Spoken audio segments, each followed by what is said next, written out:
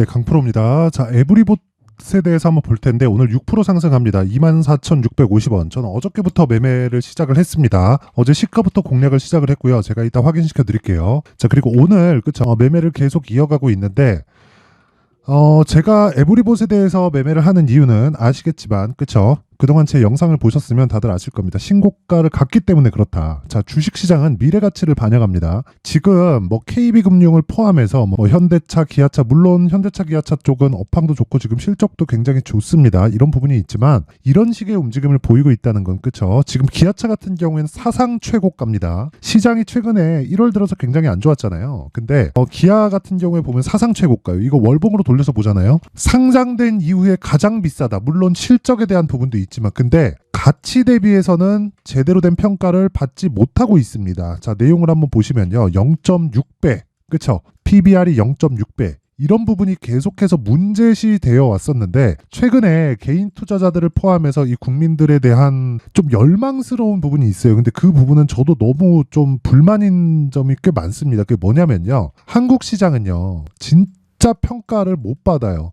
제대로 된 평가를 못 받습니다. 그게 왜 그런 줄 아세요? 기업 측에서 오너에 대한 마인드를 가지고 있어서 그렇습니다.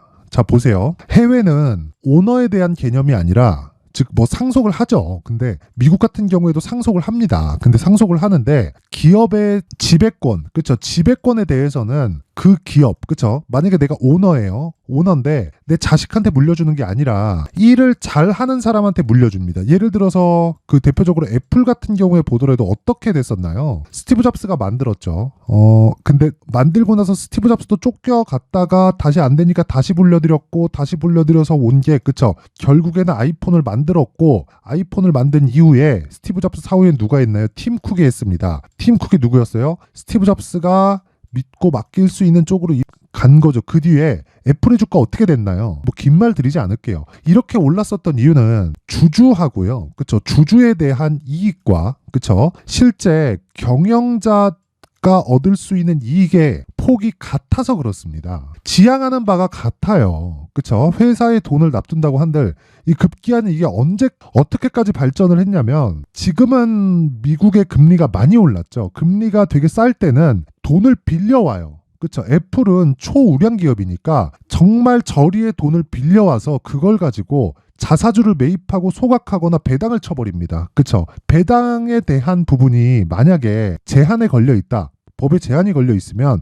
돈 빌려와서 그 돈으로, 그쵸? 그 돈으로 주식을 사서 소각시켜 버리니까 기존에 있던 주식 수가 지속적으로 줄어요. 지속적으로. 근데 이익은 계속해서 늘어. 그러니까 평가를 30배씩 꾸준하게 유지되면서 받는 겁니다. 돈을 버는 것 대비해서. 근데 한국 시장 같은 경우에는 어때요? 그쵸? 실적이 물론 나빠지는 때도 있었죠. 1년에 2조 벌고, 그쵸? 이럴 때도 있었습니다. 5년치를 보면요, 업황이 안 좋을 때도 있었어요. 1년에 1조밖에 못 벌 때도 있었습니다. 기아 같은 경우에. 근데 지속적으로 성장을 하는 과정에서 어떻게 됐습니까? 안 좋았단 말이에요. 특히나 금융주들 같은 거 최근에 어때요? KB금융. 자, 보세요. 이익이 지속적으로 느는데, 물론 금리가 높아질 때 좋은 움직임을 잠깐 보였습니다. 잠깐. 근데 본격적으로 금리가 높아질 때 어떻게 됐습니까? 완전히 박살이 났다.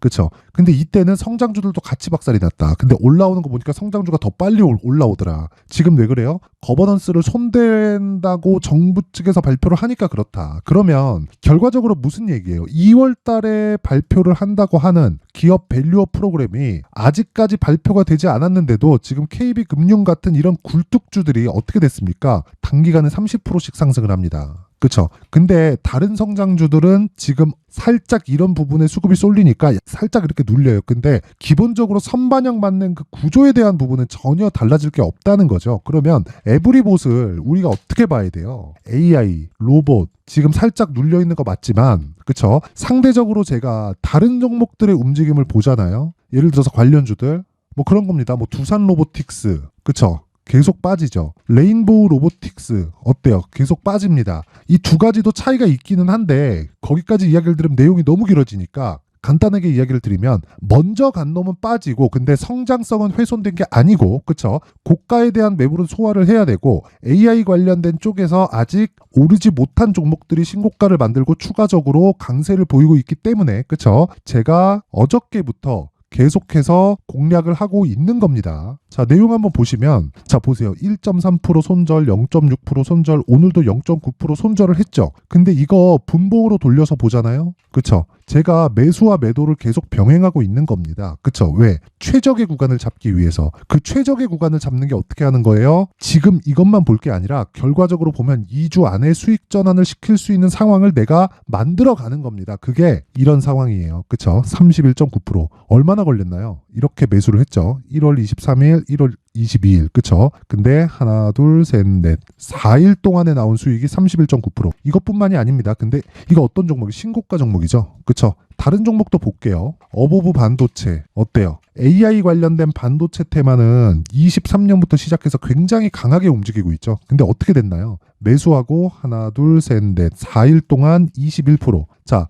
제가 다시 매수한 종목이 있습니다. 코세스. 자, 이거 어때요? 반도체입니다. 오늘 또 샀어요. 근데 또 올라갑니다. 자, 근데 매수한 거 보세요. 1월 25일 날 17,460원에 사서 22,200원에 매도를 했죠. 1월 29일 4일 걸렸습니다. 하나, 둘. 그쵸? 이거 주말 꼈는데 주말을 빼고 보잖아요. 그쵸? 거래일로만 보면 2박 3일. 그쵸? 보유기간은 매수한 날 빼고 이틀이면 돼요. 15.49%. 이런 구간 지나서 어떻게 됐어요? 빠졌다. 빠지고 나서 어떻게 해요? 다시 매수한다. 언제? 시가에. 그쵸? 지금 어때요? 소폭 상승 중이다. 지속적으로 공략을 하고 있다는 겁니다. 이것뿐만이 아니에요. 매매하는 과정에서 보면 정말 이런 기회가 있는 구간이 계속해서 신고가 구간에서 나옵니다. 그렇기 때문에 제가 에브리봇도 지속적으로 보고 있는 거고, 에브리봇 이번에 그쵸? 가격 잘 잡잖아요. 단기간에 진짜 3일에서 4일 안에 30% 이상 수익 터집니다. 그런 부분을 제가 소통방에서 공개를 합니다. 자, 실제 오늘 같은 경우에도 그래요. 비트컴퓨터, 에브리봇, 그쵸? 이거 어저께입니다. 2월 1일.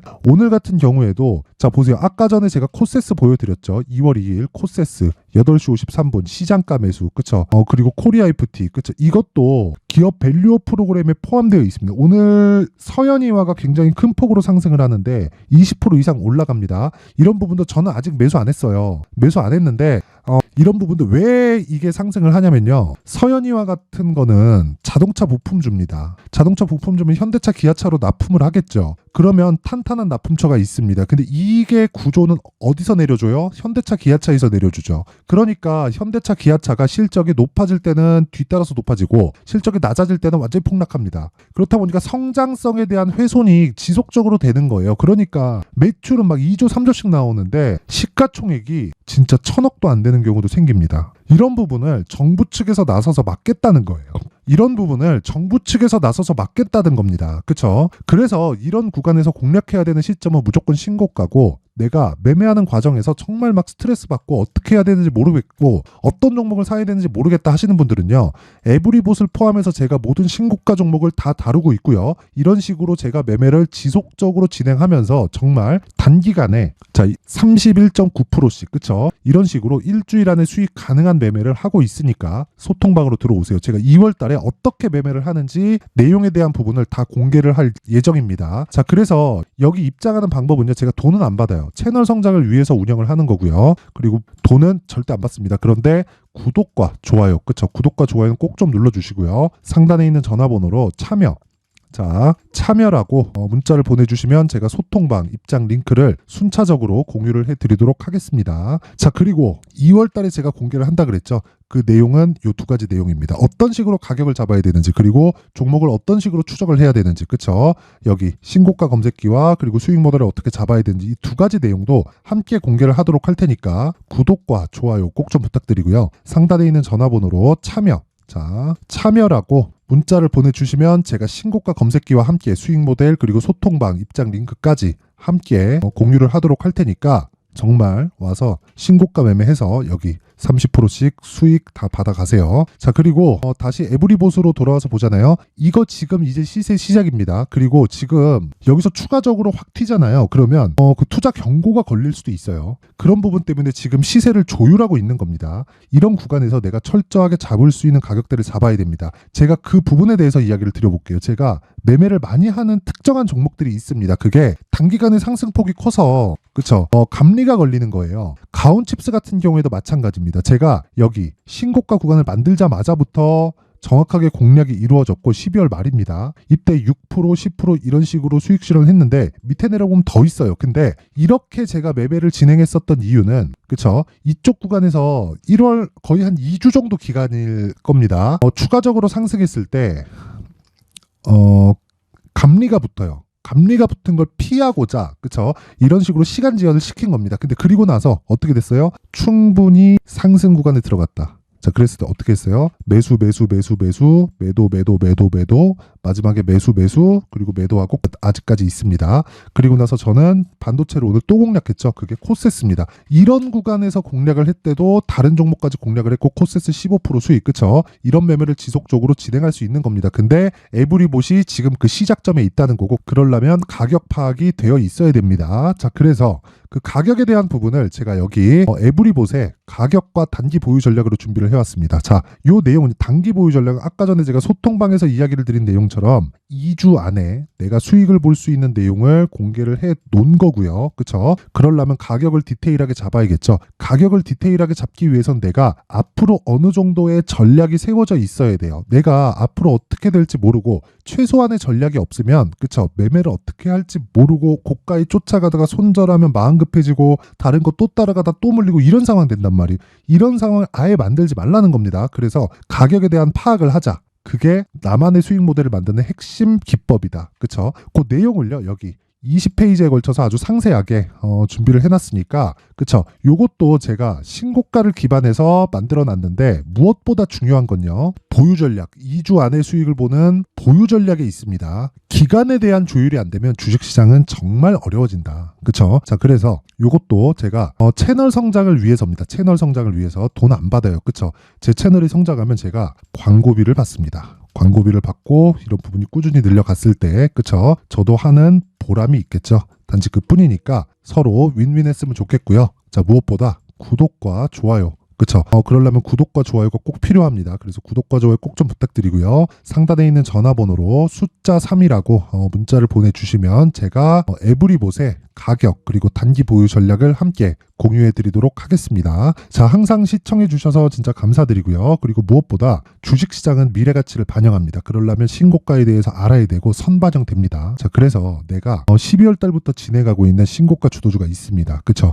어떤 식으로 공략을 했고 어느 정도의 수익을 받고 그리고 어떤 종목이랑 연결시킬 수 있는지 그 내용에 대한 부분을 제가 상세하게 준비를 해놨으니까 영상 끝까지 시청하시고요. 모든 분들이 성공 투자하셨으면 좋겠습니다. 네, 올 한 해를 뒤돌아보니까 구간별로 큰 수익이 나왔었던 종목들이 꽤 많이 보입니다. 1월 달에는 AI 관련주들이 있었고요. 그리고 2월 달부터는 2차 전지가 계속해서 강세를 보였죠. 자, 그리고 나서 3월 달이 되니까 AI 반도체 관련주들이 신고가를 만들면서 5월 달부터 시세를 큰 폭으로 냈죠. 저가부터 따진다면 한미 반도체와 같은 종목들도 올 한 해 6배 정도의 시세가 나왔습니다. 혹시라도 올해 수익을 보지 못하신 분들이 있다면요, 어떻게 시세가 움직이는지 반드시 익혀 놓으셔야 되고요. 만약에 그런 부분이 아직 준비가 되어 있지 않다면 어중간한 종목들 사고팔고 하지 마시고요. 딱 한 종목에 비중을 제대로 넣어서 확실하게 수익을 보는 방법이 필요합니다. 자, 그래서 제가 23년 12월 달 강프로의 대시세 종목을 준비를 해왔고요. 이 종목은 대기업을 상대로 안정적인 매출 구조를 갖추고 있는 데다가 이 규모가 40%를 넘나들고요. 호황기 때는 50%를 넘나드는 역대급인 이익 구조를 갖추고 있어서 대체 불가능한 기업이라고 보셔야 됩니다. 자, 지금 현재 주요 거래처는요, 삼성전자, 인텔, 하이닉스, TSMC, 엔비디아까지 모든 반도체 업체를 고객사로 확보하고 있는 상황이고요. 이 재무제표 상황을 보면요, 이익률 자체가 넘사벽인 걸 알 수 있습니다. 넘을 수 없다는 거겠죠. 첫 번째 급등 포인트를 보면요, 앞서서 보여드렸었던 실적은요, 23년도 개화 시기에 접어들었었던 AI 반도체의 실적이 포함되지 않은 실적입니다. 자, 그런데 올 한 해 개화 시기에 접어들었었던 새로운 반도체의 실적치가 더해지면요, 질적인 성장보다 양적인 증가가 함께 이루어지게 되고요. 그런 부분을 한미 반도체가 이미 시세로 보여줬죠. 저가부터 6배 강세를 보인 상황이 있습니다. 강프로의 무료 소통방이죠. 어떻게 매매를 했느냐? 5월 25일 날, 그쵸? ISC를 49,800원에 매수를 했고요. 자, 그리고 나서 2달도 되지 않아서 한 100% 정도의 수익을 만들어냈습니다. 자, 근데 6월 2일 날 내용 한번 확인해 보시면 자, 한미반도체 26,000원까지 올려서 잡겠다는 내용이 있죠. ISC와 함께 새로운 반도체 관련 종목입니다. 이때 당시 가격이 25,650원이었는데 그냥 올려서 잡으라는 거겠죠. 지금 현재 한미반도체 가격이 62,000원인 걸 본다면요. 항상 주가는요. 신고가 이후에 공략하는 것이 좋고 그랬을 때 단기간에 100% 수익이 가능한 구조를 만들 수 있습니다. ISC도 그렇고 한미반도체도 마찬가지예요. 당연히 에코프로도 마찬가지입니다. 두 번째 급등 포인트를 보면요. 자, 개인용 PC를 비롯해서 서버, 클라우드, 그리고 우리가 사용하는 스마트폰까지 기본적인 PC 구조와 동일하고요. 새로운 반도체의 구조도 동일한 구조를 갖추고 있습니다. 자, 근데 한미 반도체의 상승 이유도요. 이러한 구조가 동일하게 진행되기 때문이고 이 구조는 절대로 바뀔 수가 없습니다. 11월 달에 새로운 뉴스가 나왔습니다. 자, 온 디바이스까지 더해지면 비메모리의 사용처는 계속해서 증가할 것은 너무 당연한 이야기고요. 그런 부분을 감안했을 때 이 기업은요. 질적인 부분에 대한 성장이 아니라 양적인 증가까지 이룰 수 있는 상황이 된 겁니다. 한미반도체의 시세를 보면 아직은 굉장히 저렴한 상태를 유지하고 있고요. 세 번째 상황을 보면요. 엔비디아의 실적인데요. 이건 올해 초 대비해서 4배 정도의 상승폭이 나왔고요. 그 주가도 그 정도가 당연히 올랐죠. 주식 투자를 할 때는 예상하는 게 아니라 확정치를 보고 매매를 해서 수익을 낼 수 있어야 됩니다. 앞서서 제가 보여드렸었던 내용인 자, ISC도 그렇고요. 한미반도체도 그렇고 확정된 내용이 있었죠. AI에 대한 개화 시기에 맞춰서 삼성전자와 SK 하이닉스가 강세를 보이는 구간이 있었고요.